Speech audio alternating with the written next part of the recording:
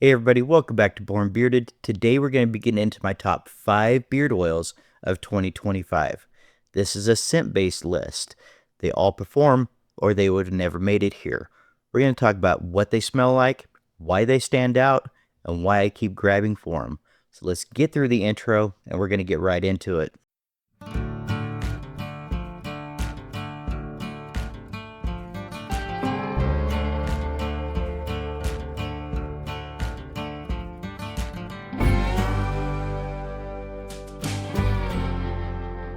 And at number 5 is going to be Flaming Beard Co.'s Caribbean Black. Now, at first hit, when you get this in beard, you're going to get that cedar, that gunpowder, that smoky edge. It's a little rugged, a little mysterious. Then after a few minutes with setting, it's going to smooth out a little bit. You go with that rum, and with those floral notes, it's just going to round out the corners a little bit, making it a little bit lighter, but not sweet and not overly floral. But later in the day, you're going to get those deeper notes. Now, Caribbean Black is fairly complex. It shifts, but just enough to keep things interesting. It's different without trying too hard. So that was Caribbean Black from Flaming Beard Co. I'll have all the links to all the ones that I'm mentioning down in the description.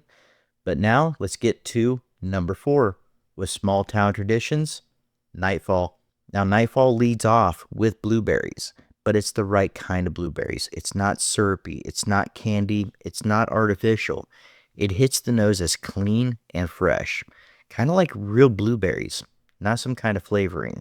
Then the bourbon and the wood step in to give it a little bit of weight, give it a little bit of depth. And then the vanilla comes in and just kind of smooths out the edges. It's balanced, it's wearable, and it stands out without being too loud. If you like fruity notes that are done right, where they lead the scent but they don't run away with it, Nightfall is that oil for you. And number 3 is Legendary from Luxurious Bastard. You put this in beard and there's no guessing if this one's going to stick around. This one sticks with you all day long. It opens bold. It's not sharp, it's not harsh, but it's present. And that presence doesn't fade 2 hours after putting it in. It rides with you. It doesn't switch personalities. It stays consistent. Deep, masculine, noticeable, without being obnoxious. If you like a scent that hangs around and reminds you that it means business, yeah, this one, it earned its name. And that's number 3, Luxurious Bastard, Legendary. And up for the number 2 spot is True North, House of Wolves.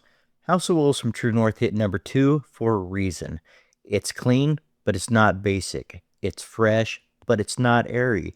It's a cologne style, but not cologne store overpowering. You get that ocean air kind of freshness, and then the driftwood comes in to help give it a little bit of structure.